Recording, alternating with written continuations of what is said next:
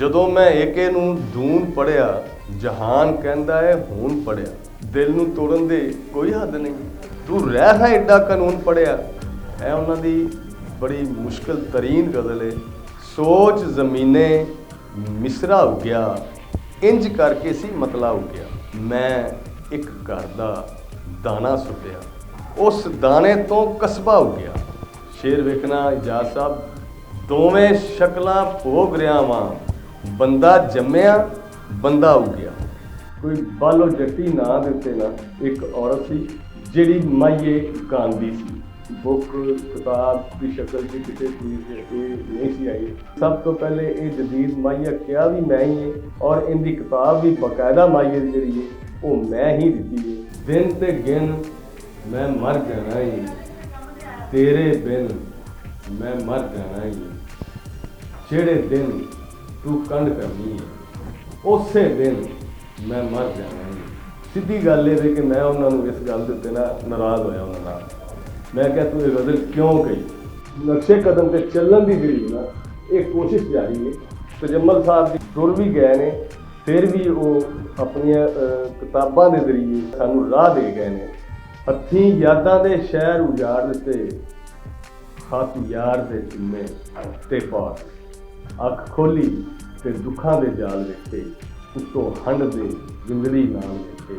ਤੂੰ ਕੀੜੇ ਦੇ ਰਿਜ਼ਕ ਦੀ ਸੋਚ ਲੱਭਾ, ਅਸੀਂ ਭੁੱਖ ਤੋਂ ਵਿਕਦੇ ਬਾਲ ਵੇਖੇ।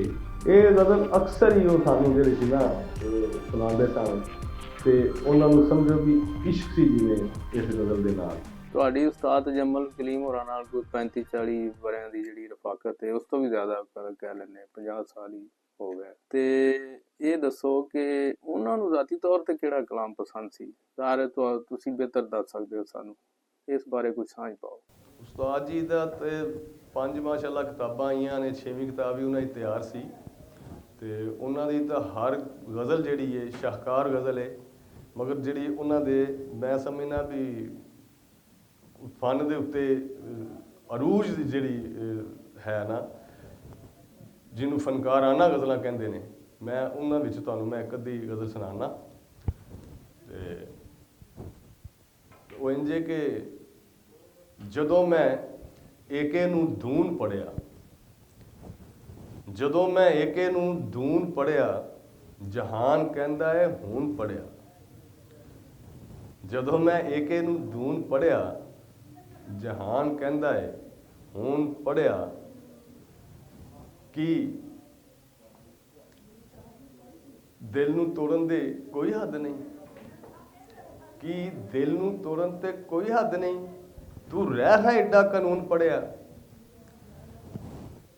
ਕਬਰ ਦਾ ਚਿਹਰਾ ਪੜਨ ਗਿਆ ਸਾਂ, ਕਬਰ ਦਾ ਚਿਹਰਾ ਪੜਨ ਗਿਆ ਸਾਂ, ਚੁਫੇਰ ਲਿਖਿਆ ਸਕੂਨ ਪੜਿਆ। ਮੈਂ ਉਹਦੇ ਬੋਲਾਂ ਚੋਂ ਸ਼ਹਿਦ ਮੰਗਿਆ, ਮੈਂ ਉਹਦੇ ਬੋਲਾਂ ਚੋਂ ਸ਼ਹਿਦ ਮੰਗਿਆ, ਵਲੀ ਨੇ ਚੂੰਡੀ ਕੋ ਲੂਣ ਪੜਿਆ। ਮੈਂ ਉਹਦੇ ਬੋਲਾਂ ਚੋਂ ਸ਼ਹਿਦ ਮੰਗਿਆ, ਵਲੀ ਨੇ ਚੂੰਡੀ ਕੋ ਲੂਣ ਪੜਿਆ। ਕੱਲ ਉਹਨੇ ਜਾਵਾਂ ਨੂੰ ਜਾਂ ਸੀ ਲਿਖਿਆ, ਕੱਲ ਉਹਨੇ ਜਾਵਾਂ ਨੂੰ ਜਾਂ ਸੀ ਲਿਖਿਆ, ਮੈਂ ਨੂਨ ਗੁੰਨਾ ਨੂੰ ਨੂਨ ਪੜਿਆ। ਇਹ ਉਹਨਾਂ ਦੀ ਬੜੀ ਮੁਸ਼ਕਿਲ ਤਰੀਨ ਗਜ਼ਲ ਹੈ, ਜਿਹੜੀ ਕਿ ਮੈਂ ਹੁਣ ਹਾਫਜ਼ੇ ਦੇ ਵਿੱਚ ਮੇਰੇ ਆਈ ਹੈ ਤੇ ਮੈਂ ਤੁਹਾਨੂੰ ਸੁਣਾ ਦਿੱਤੀ ਹੈ, ਕਿਉਂਕਿ ਐਸੇ ਮੈਂ ਹਾਫਜ਼ੇ ਦਾ ਐਡਾ ਚੰਗਾ ਕੋਈ ਨਹੀਂ ਹੈਗਾ। ਤੇ ਇੱਕ ਗਜ਼ਲ ਮੈਂ ਤੁਹਾਨੂੰ ਹੋਰ ਸੁਣਾਉਣਾ ਉਹਨਾਂ ਦੀ, ਉਹ ਵੀ ਬੜੀ ਸ਼ਾਹਕਾਰ ਗਜ਼ਲ ਹੈ, ਵੇਖਣ ਵਾਲੀ ਹੈ, ਸਮਝਣ ਵਾਲਿਆਂ ਵਾਸਤੇ ਆ। ਕਿ ਸੋਚ ਜ਼ਮੀਨੇ ਮਿਸਰਾ ਉੱਗਿਆ, ਸੋਚ ਜ਼ਮੀਨੇ ਮਿਸਰਾ ਉੱਗਿਆ, ਇੰਜ ਕਰਕੇ ਸੀ ਮਤਲਾ ਉੱਗਿਆ।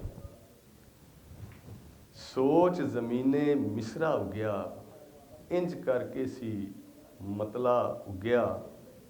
ਮੈਂ ਇੱਕ ਘਰ ਦਾ ਦਾਣਾ ਸੁੱਟਿਆ, ਉਸ ਦਾਣੇ ਤੋਂ ਕਸਬਾ ਉੱਗਿਆ। ਤੇ ਛਾਲੇ ਪਾਣੀ ਦੇ ਦੇ ਮੋਏ, ਛਾਲੇ ਪਾਣੀ ਦੇ ਦੇ ਮੋਏ, ਫਿਰ ਕਿਧਰੇ ਇੱਕ ਰਸਤਾ ਉੱਗਿਆ। ਤੇ ਫੇਰ ਹਕੀਕਤ ਨੰਗੀ ਹੋਈ, ਫੇਰ ਹਕੀਕਤ ਨੰਗੀ ਹੋਈ, ਪਰਦੇ ਤੇ ਜਦ ਪਰਦਾ ਉੱਗਿਆ ਤੇ ਦੋਵੇਂ ਸ਼ਕਲਾਂ ਭੋਗ ਰਿਆਂ ਵਾਂ। ਸ਼ੇਰ ਵੇਖਣਾ ਇਜਾਜ਼ ਸਾਹਿਬ, ਦੋਵੇਂ ਸ਼ਕਲਾਂ ਭੋਗ ਰਿਆਂ ਵਾਂ, ਬੰਦਾ ਜੰਮਿਆ ਬੰਦਾ ਉੱਗਿਆ। ਅੱਛਾ, ਉਸਤਾਦੇ ਮੋਹਤਰਮ ਦਾ ਕਿਹੜਾ ਕਲਾਮ, ਕਿਹੜੀ ਗਜ਼ਲ ਜਿਹੜੀ ਤੁਹਾਨੂੰ ذاتی ਤੌਰ ਤੇ ਪਸੰਦ ਹੋਵੇ ਤੇ ਤੁਸੀਂ ਸਾਨੂੰ ਸੁਣਾਉਣਾ ਚਾਹੋ? ਬਿਸਮਿਲ੍ਲਾ।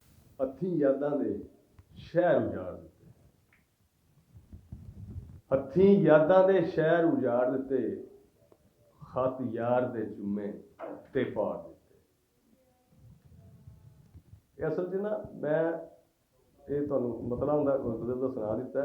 ਗਜ਼ਲ ਮੈਨੂੰ ਨਹੀਂ ਪੂਰੀ ਆਣੀ ਜਾਂ ਆਪਦੇ 'ਚ ਨਹੀਂ ਰਹਿਣੀ, ਮਗਰ ਇਹੋ ਜਿਹੀਆਂ ਉਹ ਅਕਸਰ ਉਹਨਾਂ ਦੀਆਂ ਸਨ। ਫਿਰ ਜਿਹੜੀ ਅੱਖ ਖੋਲੀ ਸੀ ਗਜ਼ਲ ਬੜੀ ਮਸ਼ਹੂਰ ਉਹਨਾਂ ਦੀ, ਗਾਈ ਵੀ ਗਈ ਹੈ ਅਕਸਰ। ਉਹ ਜਿਹੜੀ ਸੀ ਨਾ, ਇਹ ਗਜ਼ਲ ਵੀ ਉਹਨਾਂ ਨੂੰ ਬਹੁਤ ਪਸੰਦ ਸੀ।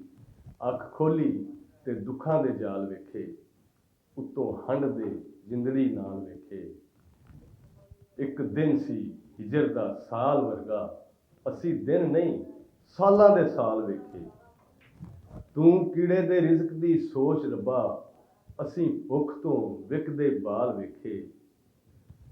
ਤੇ ਮੈਂ ਨੱਚਿਆ ਜੱਗ ਦੇ ਸੁੱਖ ਪਾਰੋਂ, ਸੱਦ ਬੁੱਲੇ ਨੂੰ ਮੇਰੀ ਧਮਾਲ ਵੇਖੇ। ਇਹ ਗਜ਼ਲ ਅਕਸਰ ਹੀ ਉਹ ਸਾਨੂੰ ਜਿਹੜੇ ਸੀ ਨਾ ਸੁਣਾਉਂਦੇ ਸਨ, ਤੇ ਉਹਨਾਂ ਨੂੰ ਸਮਝੋ ਵੀ ਇਸ਼ਕ ਸੀ ਜਿਵੇਂ ਇਸ ਗਜ਼ਲ ਦੇ ਨਾਲ। ਇਹੋ ਜਿਹੀਆਂ ਹਜ਼ਾਰਾਂ ਗਜ਼ਲਾਂ ਨੇ ਉਹਨਾਂ ਦੀਆਂ। ਅੱਛਾ, ਤਜਮਲ ਕਲੀਮ ਹੋਰਾਂ ਦੀ ਇੱਕ ਮਸ਼ਹੂਰ ਜ਼ਮਾਨਾ ਜਿਹੜੀ ਉਹਨਾਂ ਦੀ ਗਜ਼ਲ ਹੈ, ਦਿਨ ਤੇ ਗਿਣ ਮੈਂ ਮਰ ਜਾਣਾ ਈ। ਇੱਕ ਤਾਂ ਇਹ ਆਪਦੇ ਮੂੰਹੋਂ ਸਾਨੂੰ ਸੁਣਾਓ, ਦੂਜਾ ਇਸ ਗਜ਼ਲ ਦੇ ਨਾਲ, ਇਸ ਕਲਾਮ ਦੇ ਨਾਲ ਕੋਈ ਜੁੜੀ ਹੋਈ ਕੋਈ ਗੱਲਬਾਤ, ਕੋਈ ਯਾਦ ਜਿਹੜੀ ਤੁਸੀਂ ਸਾਡੇ ਨਾਲ ਸਾਂਝ ਪਾਉਣਾ ਚਾਹੋ। ਦਿਨ ਤੇ ਗਿਣ ਮੈਂ ਮਰ ਜਾਣਾ ਈ, ਤੇਰੇ ਬਿਨ ਮੈਂ ਮਰ ਜਾਣਾ ਈ। ਜਿਹੜੇ ਦਿਨ ਤੂੰ ਕੰਡ ਕਰਨੀ ਏ, ਉਸੇ ਦਿਨ ਮੈਂ ਮਰ ਜਾਣਾ ਈ। ਮੈਂ ਗੁੱਡੀ ਦੇ ਕਾਗਜ਼ ਵਰਗਾ, ਮੈਂ ਗੁੱਡੀ ਦੇ ਕਾਗਜ਼ ਵਰਗਾ, ਤੂੰ ਕਿਨ ਮਿਨ ਮੈਂ ਮਰ ਜਾਣਾ ਈ। ਮੇਰੇ ਕੱਦ ਨੂੰ ਤੋਲ ਰਿਹਾ ਏ, ਤੋਲ ਨਾ ਮਿਨ ਮੈਂ ਮਰ ਜਾਣਾ ਈ। ਇਹ ਗਜ਼ਲ ਉਹਨਾਂ ਕਹੀ ਸੀ ਤੇ ਮੈਨੂੰ ਸੁਣਾਈ। ਜਦੋਂ ਮੈਨੂੰ ਸੁਣਾਈ ਨਾ, ਮੈਂ ਸਿੱਧੀ ਗੱਲ ਇਹ ਵੇ ਕਿ ਮੈਂ ਉਹਨਾਂ ਨੂੰ ਇਸ ਗੱਲ ਦੇ ਉੱਤੇ ਨਾ ਨਾਰਾਜ਼ ਹੋਇਆ ਉਹਨਾਂ ਨਾਲ। ਮੈਂ ਕਿਹਾ ਤੂੰ ਇਹ ਗਜ਼ਲ ਕਿਉਂ ਕਹੀ, ਤੁਹਾਨੂੰ ਇਹ ਗਜ਼ਲ ਨਹੀਂ ਸੀ ਕਹਿਣੀ ਚਾਹੀਦੀ। ਕਹਿੰਦਾ ਕਿਉਂ? ਮੈਂ ਕਿਹਾ ਯਾਰ ਬੜੀਆਂ ਗੱਲਾਂ ਇਹੋ ਜਿਹੀਆਂ ਹੁੰਦੀਆਂ ਨੇ ਜਿਹੜੀਆਂ ਬੰਦੇ ਦੀ ਆਪਣੇ ਮੂੰਹ ਨਿਕਲੀਆਂ ਹੋਈਆਂ, ਬੰਦੇ ਦੀ ਆਪਣੀ ਜ਼ਿੰਦਗੀ 'ਤੇ ਅਸਰ ਅੰਦਾਜ਼ ਹੋ ਜਾਂਦੀਆਂ ਨੇ। ਅਤੇ ਤੂੰ ਕਹਿ ਦਿੱਤਾ ਹੈ ਕਿ ਮੈਂ ਮਰ ਜਾਣਾ ਹੀ, ਅਤੇ ਇਹ ਕੋਈ ਚੰਗੀ ਗੱਲ ਤੂੰ ਨਹੀਂ ਕੀਤੀ, ਅੱਲਾਹ ਪਾਕ ਖੈਰ ਕਰੇ। ਕਹਿੰਦਾ ਯਾਰ ਇੱਕ ਗੱਲ ਹੀ ਕੀਤੀ ਏ, ਇਹਦੇ 'ਚ ਕਿਹੜੀ, ਮੈਂ ਕਿਹੜਾ ਮਰਦਾ ਪਿਆ। ਮੈਂ ਕਿਹਾ ਨਹੀਂ, ਤੁਸੀਂ ਇਹ ਨਹੀਂ ਸੀ ਕਹਿਣੀ। ਫਿਰ ਖੈਰ ਉਹਨਾਂ ਬਾਅਦ ਦੇ ਵਿੱਚ ਇੱਕ ਗਜ਼ਲ ਹੋਰ ਸੀ, ਮੈਨੂੰ ਜ਼ਿਹਨ ਦੇ ਵਿੱਚ ਨਹੀਂ ਆ ਰਹੀ ਉਹ, ਅਤੇ ਉਹਦੀ ਰਦੀਫ ਉਹਨਾਂ ਰੱਖੀ ਸੀ, ਮੈਂ ਨਹੀਂ ਮਰਨਾ। ਇਹ ਵੀ ਉਹਨਾਂ ਕਿਹਾ ਸੀ, ਮਗਰ ਇਹ ਫਿਰ ਉਸ ਤੋਂ ਬਾਅਦ ਉਹਨਾਂ ਕਿਹਾ ਸੀ। ਅੱਛਾ, ਜਦੋਂ ਵੀ ਕੋਈ ਵੱਡੇ ਸ਼ਾਇਰ ਨਾਲ ਉੱਠਦਾ ਬਹਿੰਦਾ ਹੈ ਤੇ ਜ਼ਾਹਿਰ ਹੈ ਉਹ ਕੁਛ ਨਾ ਕੁਛ ਹਾਸਲ ਹੀ ਕਰਦਾ ਹੈ। ਔਰ ਖ਼ਾਸ ਤੌਰ 'ਤੇ ਜਿਵੇਂ ਤੁਸੀਂ ਸ਼ਾਇਰੀ ਵੱਲੇ ਆ ਗਏ ਇੱਕ ਐਕਸੀਡੈਂਟਲੀ, ਕਿ ਤੁਸੀਂ ਆਪ ਹੀ ਦੱਸਿਆ ਕਿ ਮੈਂ ਜਿਹੜਾ ਹੈ ਉਹ ਕੋਈ ਲਿਖਦਾ ਨਹੀਂ ਸਾਂ ਜਾਂ ਮੈਨੂੰ ਸੁਣਨ ਦਾ ਸ਼ੌਕ ਸੀ। ਅਤੇ ਇਹ ਜਿਹੜਾ ਤੁਸੀਂ ਜਦੋਂ ਮਾਹੀਆ ਲਿਖਣਾ ਸ਼ੁਰੂ ਕੀਤਾ ਹੈ ਅਤੇ ਫਿਰ ਤਜਮਲ ਸਾਹਿਬ ਕੋਲੋਂ ਸਲਾਹ ਵੀ ਲੈਂਦੇ ਰਹੇ, ਉਹਨਾਂ ਨੂੰ ਵਿਖਾਉਂਦੇ ਵੀ ਰਹੇ, ਅਤੇ ਇਹ ਤੁਸੀਂ ਅੱਗੋਂ ਫਿਰ ਉਹਨਾਂ ਦੀ ਥਪਕੀ ਤੋਂ ਬਾਅਦ ਕੰਟੀਨਿਊਸ਼ਨ ਵੀ ਤੁਹਾਡੀ ਰਹੀ ਹੈ। ਅਤੇ ਤੁਹਾਨੂੰ ਲੱਗਦਾ ਹੈ ਕਿ ਜਿਹੜੀ ਉਸਤਾਦ ਤਜਮਲ ਕਲੀਮ ਦੀ ਸ਼ਾਇਰੀ ਦਾ ਰੰਗ ਅਤੇ ਉਹਨਾਂ ਦੀ ਫਿਕਰ ਦਾ ਇੱਕ ਜਿਹੜਾ ਅੰਦਾਜ਼ ਹੈ, ਉਹ ਕਿਆ ਮਾਹੀਏ ਦੇ ਵਿੱਚ ਵੀ ਤੁਹਾਨੂੰ ਮਿਲਦਾ ਹੈ ਜਿਹੜਾ ਤੁਸੀਂ ਕਹਿੰਦੇ? ਤੁਹਾਨੂੰ ਕੀ ਲੱਗਦਾ? ਦੇਖੋ, ਮੇਰੇ ਬੇਸਿਕਲੀ ਉਹ ਉਸਤਾਦ ਨੇ ਅਤੇ ਮੈਂ ਇੰਸਪਾਇਰ ਤਾਂ ਉਹਨਾਂ ਤੋਂ ਹੀ ਹੋਇਆ ਨਾ। ਅਤੇ ਮਾਹੀਏ ਦਾ ਬਲਕਿ ਮੈਨੂੰ ਮਾਹੀਏ ਵੇਲੇ ਲਾਇਆ ਹੀ ਉਹਨਾਂ ਹੈ, ਅਤੇ ਜ਼ਾਹਿਰ ਹੈ ਕਿ ਉਹਦੇ 'ਚ ਕੁਛ ਰੰਗ ਤਾਂ ਉਹਨਾਂ ਦਾ ਆਉਣਾ ਹੈ। ਬਲਕਿ ਜਿੰਨੇ ਵੀ ਸ਼ਾਗਿਰਦ ਨੇ ਉਹਨਾਂ ਦੇ ਉਸਤਾਦ ਨੂੰ ਆਣ ਕੇ ਗਜ਼ਲਾਂ ਉਹ ਸੁਣਾਉਂਦੇ ਸਨ ਜਾਂ ਉਸਤਾਦ ਵੀ ਉਹਨਾਂ ਨੂੰ ਠੀਕ ਕਰਦੇ ਸਨ, ਉਹਨਾਂ ਨੂੰ ਗਾਈਡਲਾਈਨ ਦਿੰਦੇ ਸਨ। ਤੇ ਉਹਦੇ ਵਿੱਚ ਤਜਮਲ ਕਲੀਮ ਦਾ ਜਿਹੜਾ ਹੈ ਉਹ ਰੰਗ ਤੇ ਹੋਣਾ ਲਾਜ਼ਮੀ ਹੈ ਹਮਾਰੇ। ਔਰ ਮੈਂ ਤਾਂ ਨਹੀਂ ਸਮਝਦਾ ਕਿ ਕੋਈ ਵੀ ਸ਼ਾਗਿਰਦ ਇਹੋ ਜਿਹਾ ਹੋਵੇ ਕਿ ਜਿਹਦੇ ਵਿੱਚ ਤਜਮਲ ਕਲੀਮ ਦਾ ਉਹ ਰੰਗ ਨਾ ਹੋਵੇ, ਉਹ ਅੰਗ ਨਾ ਹੋਵੇ, ਉਹ ਸਿਸਟਮ। ਮਗਰ ਜੇ ਉਹਨਾਂ ਦੀ ਅਪਰੋਚ ਤੱਕ ਦੀ ਗੱਲ ਕਰੀਏ ਤੇ ਫਿਰ ਸਾਡੇ ਜੋ ਹਾਲੀ ਤੱਕ ਕੋਈ ਜੰਮਿਆ ਵੀ ਨਹੀਂ ਜਿਹੜਾ ਉੱਥੋਂ ਦੀ ਪਹੁੰਚ ਸਕੇ। ਤੇ ਹਾਂ, ਉਹਨਾਂ ਦੇ ਨਕਸ਼ੇ ਕਦਮ ਤੇ ਚੱਲਣ ਦੀ ਜਿਹੜੀ ਨਾ ਇਹ ਕੋਸ਼ਿਸ਼ ਜਾਰੀ ਹੈ।